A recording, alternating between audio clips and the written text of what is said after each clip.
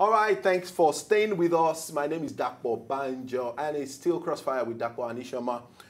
We have a gentleman who joined us, who is joining us on the show. It's his first time on Crossfire, really, though it's not his first time of coming to our station. But for a time as this, we have brought him to just help, throw more light or take his opinion or his party opinion about a couple of things going on, and particularly, as a build-up towards Saturday's election in Lagos State, and that is the local government elections coming up. Like we earlier announced, I said yesterday it was a restriction of movement should be between 8 a.m. in the morning and 2 p.m. But as at this morning, it's been changed, and that is the restriction of movement and the elections period will be between 7 a.m. and 3 p.m. in the afternoon. So people should make necessary adjustment based on that new information in the public domain. Now, we have Mr. Olaseni Ajayi with us in the studio. He is the director of publicity of one of the political parties in Nigeria. And, I love the ideology of the party. I believe in the concept and the trust of the man who initiated and who started that particular movement, and that is the National Conscience Party, and that is the late Gani Fawemi, a very, very, very noble Nigerian who meant well for this country. Now, we have the Director of Publicity with us in the studio, and he will just be doing, the regular thing we do on the show with us. Good to have you on our platform. It's good to have you on our platform. Good morning. Thank you. I know the traffic was really very, was quite bad today, but I mean, you survived it all. No problem. Yeah. I think the only correction I have to make first is Olaseni Ajayi. Oh, okay, it's Olaseni. Anyway, my cousin is actually Oluseni. So okay. Maybe that's it. I just assume all Shenis are Olu. No. All right. Good to have you on the show. Good to be here. Let's quickly take your thoughts on maybe one or two stories, that we read out. The first one on my list is the Senate passing Whistleblowers Protection Bill. I don't know what your take, as a publicity person, and as a public person. What's your perception about the whistleblowing concept? And at the end of the day, we have a bill protecting anybody who have the capacity or the opportunity, as it were, to blow the whistle. A lot of people try to downplay on this particular story, but truth have it that a lot of people may actually be leading the nation to our looted fund, our collective, patrimony that a lot of people really have, cut away with over, so many years. What's your take on the whistleblowing bill? Well, as you said earlier, if you like, make it a trumpet blowing bill. It's not going to change anything decisively. Prior to now, there are laws that actually were in place that could make you reveal, acts of corruption, but it's never going to actually be enacted or used. Used, because you see, the institution is based on corruption. So if you are not attacking that base, you are just making cosmetic... But this gives Nigerians, particularly everybody in the society, the power to report, the power to fight corruption. For example, a security operative, a PA to an individual who engages in nefarious activities, you have the power to bring this person to book. Justice. Please, let's first look at the structure or the institutions that are existing. For instance, you have the law enforcement agencies. We know that their base is quite unfortunate. But then they work on information. Now, even on base of that, ideally they shouldn't. They should research. They should get information. Even on the basis of what we had before, you get what we had before. If it was based on, if there was no corruption inbuilt into the system, what we had before was quite effective in combating crime and every other thing. But you don't have, it's not going to be every time you are going to be creating new laws, and it comes down to nothing. Today, for Christ's sake, 6 kids have been kidnapped for over 60 days. So you have a law enforcement agency in place. In fact, as of yesterday, the report was somebody saying that the kids are fine. It's abnormal. We need to appreciate the level of degeneration that we have. So it's not this kind of a law passed by a corrupt institution that is going to actually bring about any fundamental change in halting corruption. What is causing corruption, needs to be halted, and it's a major political move. Okay, do you think, Sheni, that this law is speaking, the mind of the 8th Assembly, for instance?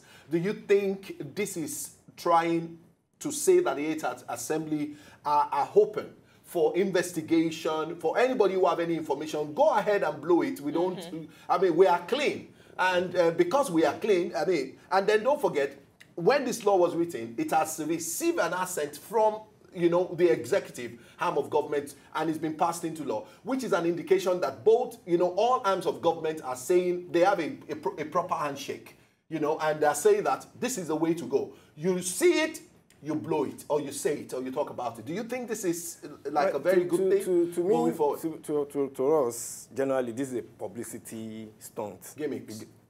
Nothing more, nothing less. And we all know that you can say whistleblowers are protected, but woe to those who make attempt to rock the boat. That's what the reality, because it's so institutionalized, as we speak today, the people passing this law have access to millions, and unestimated millions of naira, which is officially given to them, called constituency funds. You have a security. I want to see the whistleblower who's going to blow the whistle on the security vote. We saw some on of the security vote. On the security vote of the... Yeah, but it's possible. As long as someone has credible information, you blow the whistle. The funds, the monies which were recovered at the Osborne Tower, and of course the other, as around Legico thereabout, it came through whistleblowing. No, but we don't even get at the end of the day, what's happening? The issue is, if we can get this right, it is not compulsory that we have media trials. It is not compulsory that people know each and every case that gets every conviction. One thing about matters most is justice is served. Now, Ishama, one thing about whistleblowing that I've learned over time, the institution or the place where what I'm trying to say is that, for example, in a football match or in any game that they use, maybe the referee or they have an umpire that blows the whistle when there's an infringement or when there is a foul or something has been done that required a punishment, the referee does not blow the whistle in vain. If the referee blows a whistle, what follows after is a punishment. It's either you get a red card or a yellow card or you get a warning or something. Something obviously, has been, must be meted out for you to allow a referee to blow a whistle. But maybe these whistles are going to be blown in vain because, the Legico money, okay, there was a whistle blowing. Where has this case ended? We have the one in Ikoyi. Where has it ended? How far are these cases being treated? And for us to say, okay, do you know there's still a confusion between the Minister of Aviation, Transport and Aviation, owning the money, or the River State government owning the money, or NIA owning the money, so we don't even know who owns the money. We don't even have a... You have answered. Gentlemen, let's but you have answered the... not quite. You have resolved the controversy. He hasn't. So at the end of the day, but if we're having a delay in speedy trials, this is a function of the judiciary. And I remember at the inception of this government, Professor Isse Sage came out and said that, look, for us to tackle corruption and corruption-related matters, we need to have specialized squads. Please, we all remember how that is not been done now. It's not done. We remember how it was talked down by enemies of the judiciary, enemies of Nigeria. So at the end of the day, let's take your last word on this because we need to move into the topic of the day. We will take them by their words, and of course, it's a bill, it's a law. Anyway, we're all here. We will take every law passed. We will hold them, responsible. And as events occur, we point, to them. Look at what has happened. That's the way to go.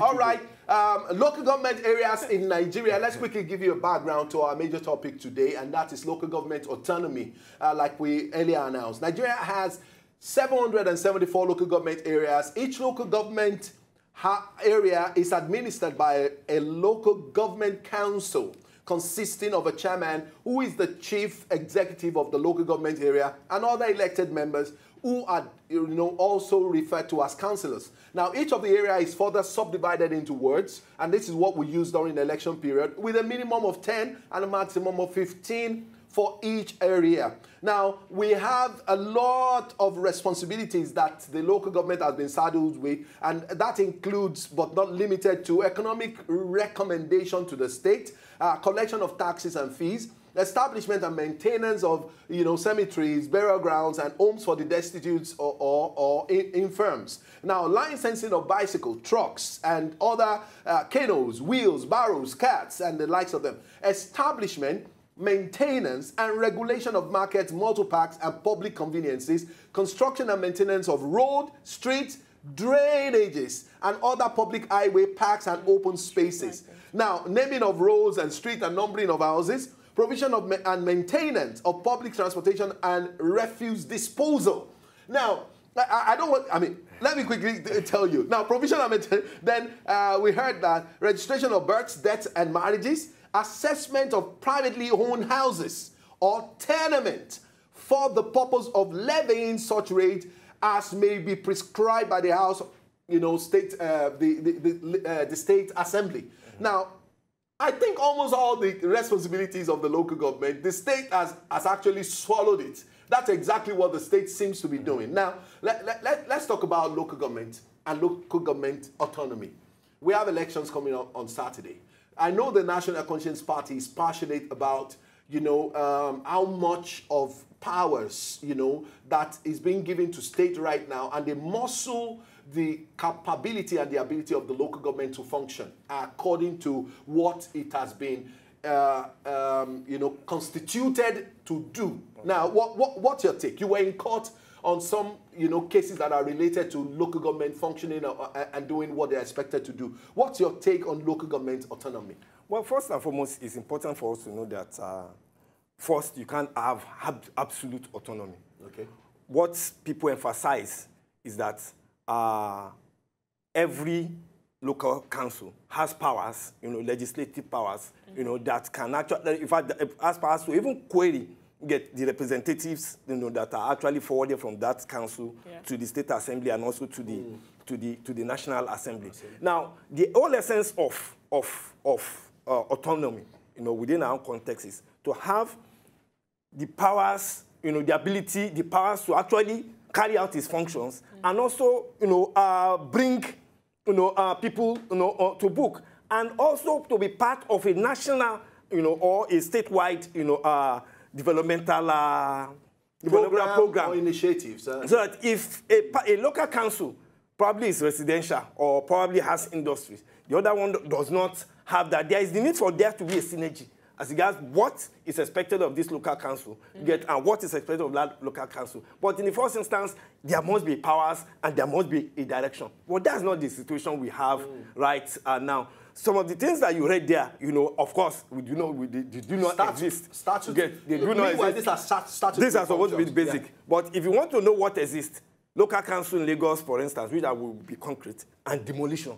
Local council and extortion of traders. Those are if you read that to an average person, they will say, oh, that's what local councils, really, about. That is, you park your car somewhere and somebody is hiding somewhere and then comes out and, all the women selling biscuit or selling akara, every day somebody is coming to collect 50 or 20 naira. Those are the things that, they know as regards that are local council. And that's why it pisses a lot of persons off, that this is not what we want. You have local councils employing hoodlums, to collecting fees and doing all sorts of things. That is what we have on the ground. So we'll start from what we have on the ground and how to stop, this kind of chaos before we can actually move to doing something. Statutory function. Yeah, because without you doing this, without you stopping all this, then you are not yet communicating. Now, Sheni, how did we get here?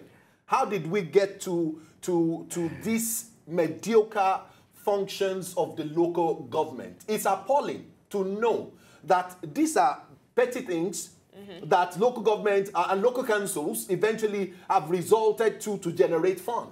And to a very large extent, it is bringing so much pain to the grassroots people. These are people you still will depend on eventually to vote you into office. And they are the same set of people that you treat so badly. Isn't that what government is? I mean, so how did we get to where we are? I think we need to look at it from the class perspective, as regards understanding the nature of the people in power, the class they belong to, and know that what they have no other, because you have a ruling elite that has no popular programs or no direction as regards how it's going to develop, the society or even develop, culture and every other thing like that. So when you have them, in power, for the past 50 years, you are not going to have anything different, from what we actually have as we speak. That is, looking at it just broadly.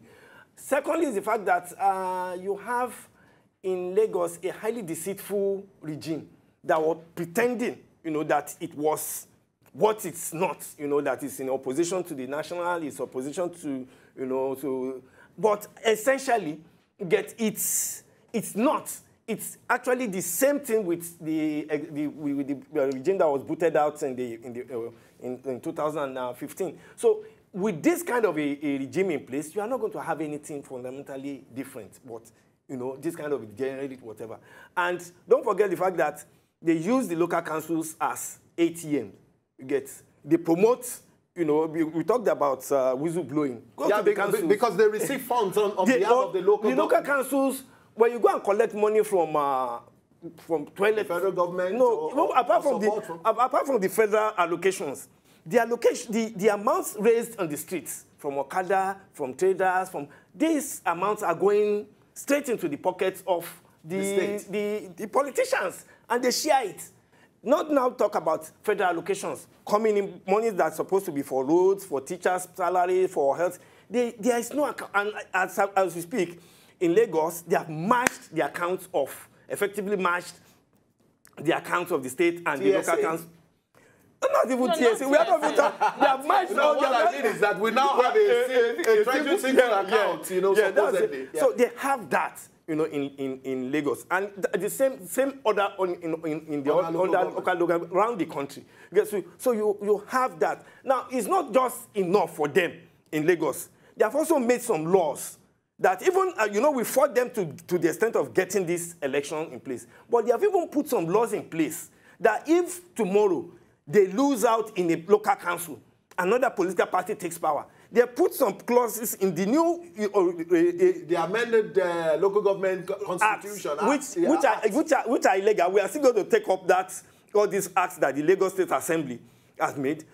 They made some laws there that makes it possible for the sitting government to remove, a local council using all sorts of funny... Having an absolute power over every local government. Don't forget that since 2014, we are supposed to have even had elections. But for one way or the other, they decided to impose, unpicked elements. Who have ruled this state?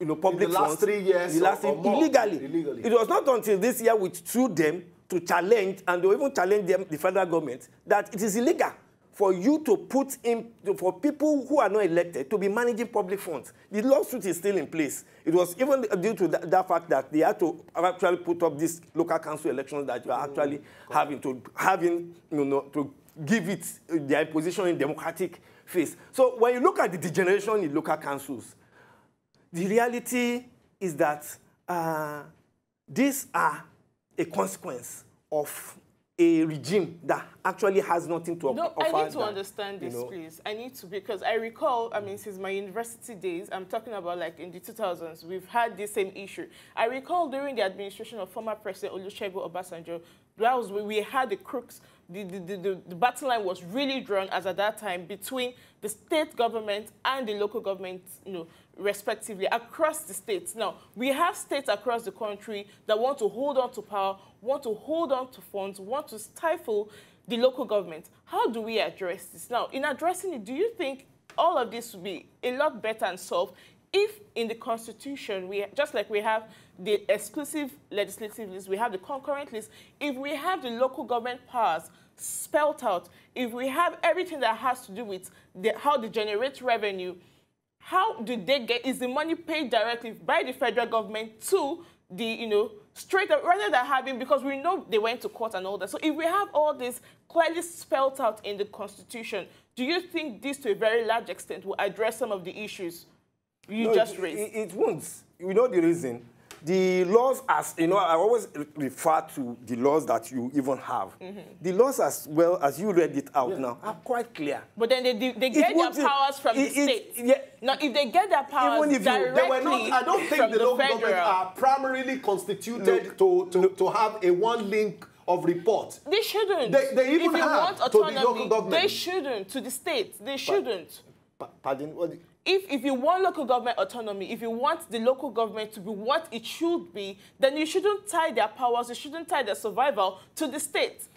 It's not, you see, to me, what is important is the political will, to actually carry out the necessary change needed. It's neither here nor there as regards whether it should be direct to the federal government or not. Even if it's direct, because you see, each one of this alliance is rather administrative. Even if it's direct, it doesn't stop, the fact that somebody can take up the entire... Have you ever heard the federal government not disburse monthly allocation to the state? Just like they do all the time, but unfortunately states don't remit. If we had them taking their funds directly from the federal, then we will not have the case of, no, the local government doesn't have money, so we have to extort Nigerians. That's what I'm saying. No. The question, what I'm saying is that whether it comes directly or doesn't come directly, there's a fundamental problem with the governance of the local councils, which is what makes a lot of people, are very apprehensive. That how their money comes in, how it goes to what it's meant for, is necessary. So long you have not put in the necessary structure in place, and the system is based on the current corrupt foundations, it's not going. You are not going to actually solve anything. For instance, let me give you concretely. All right, before we take that, don't lose that top line. We'll quickly go on a short break. When we come back, we'll be taking more comments on local government autonomy. What do you think? We'll go on a short break now. We'll be back after now.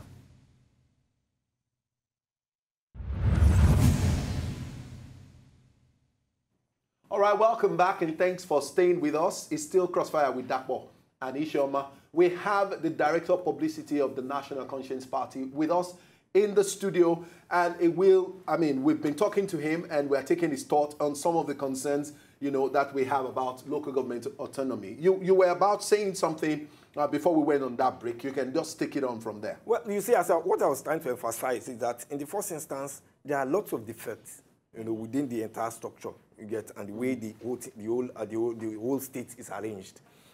Which, and it's also a reflection, it's also a fact that the democratic space is not widened enough, which can allow for checks and balances to be put in place. Yep. For instance, the entire structure that, as you read it out earlier, you will look at, if you notice certain things, take for instance, Alimosho local council, local government area with a population of officially around 1.2 million. There are just 7 councillors. And the entire package is 9. So when you do the ratio, you will see that you are talking about 1 representative to nothing less than 400,000 persons. That is not democratic. And that cannot allow, alternative opinions, and queries to take place. So for you to have effective democratic participation, you need to broaden, the space needs to be widened significantly to a ratio of like 1 to 50,000 or 1 to 1,000 for you to have more persons, in place. Now the question is, the immediate thing people will slap us with what about how is it going to be funded? Yeah. We ask, look, in the first instance, it's about representation. Representation implies that you represent. We want adequately. Adequately. It means that if you're a newscaster or you're a broadcaster, the fact that you're a representative does not mean you stop being a news because you are told that you stop your job. Yeah. You get it means that you are a representative, and at most you are entitled to certain allowance. Okay, you have a meeting today. Well, maybe they provide. So it should be done on a part-time basis. It's not that people should take it on like a full-time. Now, or even as a full-time, which is where the scandal is. One person cannot represent 300 or 400,000 persons. In the whole of Lagos State, for instance, there are just 40 assemblymen. And I can tell you that in the world, there are several countries that has the population of Lagos. And you have just 40 persons. That's a ratio of 1 to 500,000. So it's effective. It's a scandal, really. So the democratic space needs to be widened if we are really serious, which allows inflow of of people. It needs to be, the payments or the cost has to be reduced. Yeah, but unfortunately, we have a practice. A practice even at the state and the federal level where a particular political appointee, for the time being you're holding office, you have to leave whatever private practice it is you have for conflict of interest and all of that. So, I mean, at the end of the day, I need to understand. That is in the aspect of representation. If you are an executive, and if you are an executive, that is those saddled with the responsibility of carrying out the responsibility of the parliament of the society, then you are doing an executive job which requires that you leave your own job and then take on this particular one. But even at that, you are not to be paid outside the civil service wage scale, which is the scandal we have right now. No elected official must receive monies more than the average that is in the society, because you are making nonsense of representation, and you become the conflict of interest that you say you want to stop is actually because when the person it's actually being perpetrated because you are having 60 times the salary of a worker, you are already out of the society. Ideally, in all the civilized countries, an elected official must not earn more than 4 times the minimum wage. In Nigeria today, the official wage is 18,000 times. It's 18,000. So we don't expect any councillor or any senator to earn more than that. Representation. For you to, because you see, people must be on the same. If we are all poor, let us all be poor. If we are all rich, let us be rich. And that addresses corruption. Exactly. That you get. Everybody should be seen on the same, on the same level. And whatever met you have used to gauge what accrued to this person should be used for this. Particularly those who say they will give him free education and their own children don't go to the public school that they are saying, or the hospital that they say is free. They don't go there. Exactly. Now, Sheni, this is my point. The local government is the third tier. Is the third tier of the Nigerian government. And I'm wondering, how come the federal government when it's time for politics, they remember the grassroots? Because that is the government that is closest to the people. No, that is because the people can sing and dance. That is the government that is closest to the people. How come is the most maltreated, and the most malnourished, as it were, of the tiers of government in Nigeria? And people keep wondering. Because I think I have some things in my mind, but for public consumption, maybe because it's my opinion, I'm just going to, stay on it. But it's very annoying, based on what you are even saying. And I'm expecting that there is a need for either the federal government or the state government to be retuned, to devote power back to the local government. Because until we have that, there will not be any form of sanity. Nigeria is a classical case of a capitalist economy, a capitalist structure. This is how they run their things. You get so the worker that produces the wealth of the society is treated like they are not there. Like they are not there. Those who create the wealth are not important. It's those who expropriate the wealth that are given popular and whatever. That, So that is how it is. Now it requires a popular political movement of the grassroots, which is what we are emphasizing. Because things will never change except people start coming out one after the other to advocate for the change and be part of the movement to really change it. And change starts also by change of consciousness. You get people actually raising their level and know that we can't continue to accept, the current reality. If immediately you say you are not going to accept the current realities, people are having better lives in other places. Why can't we also have a better life? Which is what we are actually emphasizing. And the minute that starts, the minute, all this, all the status... Do you think it's even a conscious... Do you think it is a strategy? And if it is, who is the master? Who is playing the game? Is it the state government or the federal government? About 30 years, I have been around, and I've seen that the local government is devoid of powers. The reason why area boys are thriving today is because the local government does not even have powers to do anything. And because they want to survive, they have come up with ways of survival by bringing the local boys, on board and instructing them to be very inhuman, even to the very people who are living in those localities. It's very unfortunate. So who is playing this game? Do you think it's the federal government? Do you know why I'm asking this question? We used to have, let's use Lagos State as a classical example. We used to have the central power in an opposition party. Now we have both the central and the state party, having a proper handshake. It was no different when PDP was in central and APC was in state. You're right.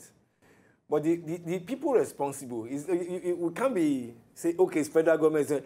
No, there is a political enterprise. Okay. You get, which, Is it not, is it political enterprise? Is it political parties? Yeah, in the main bourgeois political parties that you have today, which are reality, we need to appreciate the kind of society we are in, it's capitalist, and that there is a class of persons who control the political infrastructure. You get, everything stops on their table. They are the main in the pending elections that we are seeing, which I'm using as an we're coming back to that as an example. There are interests that are dictating the pace. That this is this person that's going to go in that place. Yeah. That's that person, and notwithstanding the fact that the persons being imposed are not supposed to even rule a family. Again, not talk about now, but in spite of, the reality is that because they are few, because for instance, in Alimosho, the total number of persons that is going to be elected is 9. So if you impose 9 persons, you get on Alimosho, on a population of over a million or 2 million persons, and they can do as they like, which is what they are. How is the management of the LCDA done under the local councils?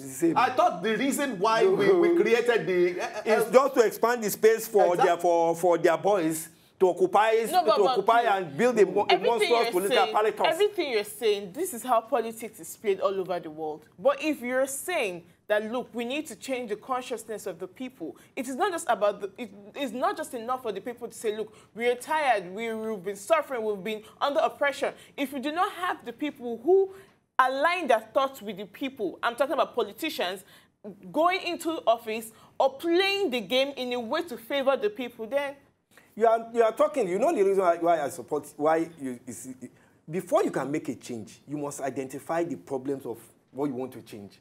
And once you understand that problem, it is necessary, you can have the programs that is geared towards making that change. So if we don't have a change, is it that we have political parties and political leaders who do not understand the sufferings and yearnings of the people? No, we have political parties and political leaders that are benefiting from the current... the big wigs. They are benefiting from the... Which is the conflict. So they are benefiting from the current chaos and the current poverty. So from chaos comes order. Yeah.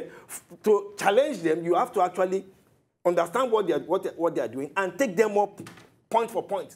That is what it is. Because you see, they have set up several things to exclude people. This election, for instance, we say it's already rigged. Lost and won. The masses have been rigged out of the election. For the first, they put in place several laws that makes it impossible for you for anybody. Other political parties. No, we are not talking of other political parties now. Okay. No, But for us, the grassroots people to have a say. For every grassroots person who is concerned about his environment, I want to make the change. Whether it's a professor or whatever, they have made it impossible for an average person to just walk in and make that change. First and foremost, of course, the question of independent candidature is off the agenda.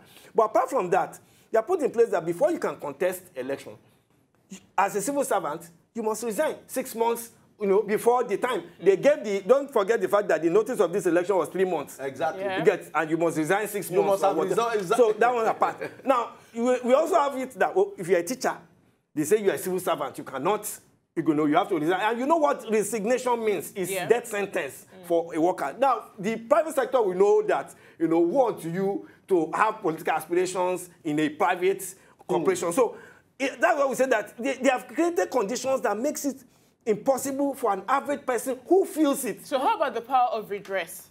No. Legal redress. I mean, before even going there, the point is that the grassroots, we are not there.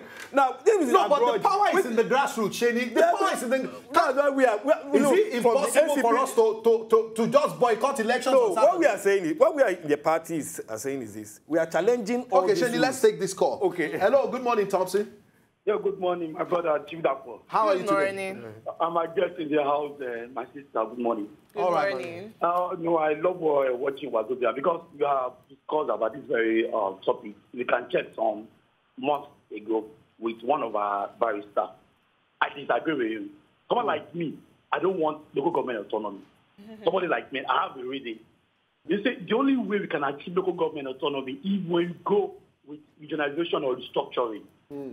All these guys there, I knew a local government chairman that was staying in the post quarters. When we elected him, he moved out from even our local government, our jurisdiction, and go to another place again to go and... It became a big boy. He bought a very good house. He bought a hotel. He married one of my guy's girlfriends. So they are living a destitute life. I want to remember very well. Come and check councillors. Most of them cannot even interpret. Ask them to even... They cannot even... They don't even speak good. The one in my area cannot even speak English. You know what I'm saying? Now, if I want to tell you now, we need a standard for this. Imagine a councillor that cannot even read. Not right. Secondary school, if you know, secondary school, once you have a degree, you have a master's holder. Can you imagine a councillor any more than a professor in the university? Is that how to restructure Nigeria? The best way is restructuring. If not, please, they don't want autonomy for them. Let them live. No matter let governors be paying them what they are paying them good money. Thank you, Thompson. Okay. The perception is that, people's perception is that the local government is corrupt. Councils eventually became like a very good conduit for the people on the state level, or the state assembly are using it as a conduit to actually defraud the people of their common... Thompson just brought a dimension. And all of that. Unfortunately, in some places, it doesn't... From what our caller just said, that was what I was going to say. I didn't know somebody was going to eventually say but look, I was going to say that. I have an issue I don't even believe in local government autonomy. But look, gentlemen, gentlemen, let's look at it from this angle. Thompson now is pushing for restructuring. He wouldn't believe in local government autonomy until we have restructuring. Now, currently, the states are the ones pushing for restructuring. Now, if we're to restructure Nigeria, the power should devolve to who? To the state or to the local? It is the local. All the natural resources of the state sit in the local government. Sits around in all the various local governments. I hope I can call you comrades because it's easier to say comrade than say First and foremost, on the question of restructuring, there's nothing called restructuring as we speak. Because you see, people should... All right, let's take this call. Okay. We'll give you time to talk. Hello, Zainab. Hello, good morning. How are you today? I thank you. All right, go ahead, talk to us. Yeah, I just want to contribute to what you're saying since morning. See, corruption has eaten deep, even to the local level. Very true. And the only solution is this same grassroots that you come back to, because you know they are the ones. Allow these grassroots to choose who is best for them. You see these boys, they have their bosses in this. Oh, mine. So sorry, They have their bosses, they have their caucuses. Okay. they have the people who says, okay, you are the one I'll put there. Yeah. Either they vote or not. So the only way you can call people's consciousness, so for them to identify their problem, is going down to the grassroots, allowing them choose who they want. Good morning. Thank you very much, Zainab. Quickly on the question of representation, which I was saying earlier, and the guidelines for these ones, which are designed to exclude people. One, they put in place, you resign. Two, they put a fee, 50,000 naira, you know, and you, in an instance of which overwhelming majority earn less than 50,000 naira per month, you say people should bring 50,000 naira. You say that people should come with 3 years tax clearance. After saying that they should even pay 50,000 naira for the form. Then you still come around to tell them they have a consensus candidate. And then we are not even talking about consensus candidate. We are talking about, you know, if the party is charging, in NCP, aspiration is free.